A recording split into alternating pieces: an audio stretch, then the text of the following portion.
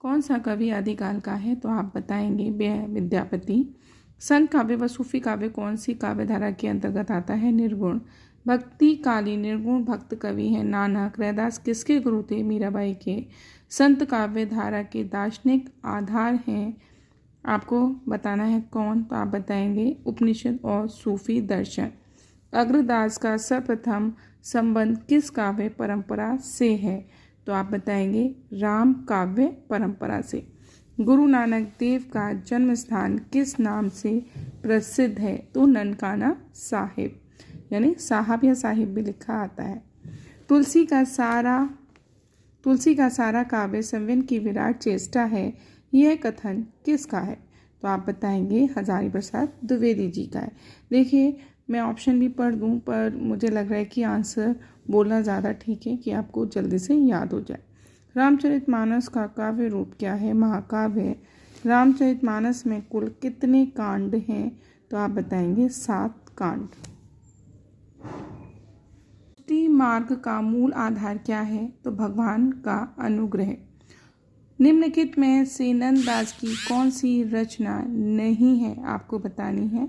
तो वो नहीं है मधुमालती, जो है नंददास की रचना नहीं है। बाकी तीनों हैं, 3 याद कर लीजिए ज़रूर।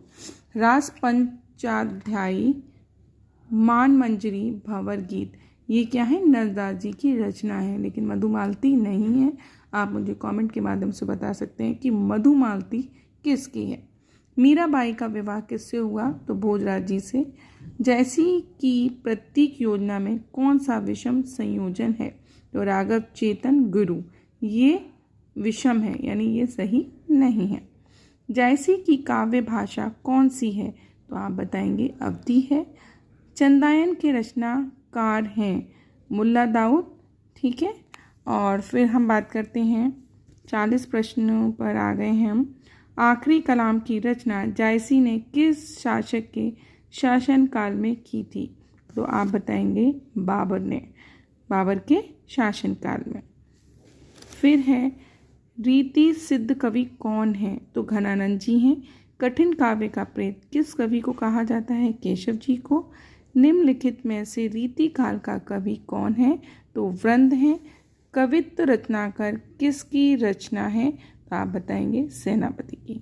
देखिए, मैंने आपको आज 44 प्रश्न करा दिए मात्र 2 मिनट में। तो आप बने रहिए मेरे चैनल पर, लाइक शेयर सब्सक्राइब करना ना भूलें, ताकि मैं आपको आगे ही ऐसी वीडियो देती रहूं।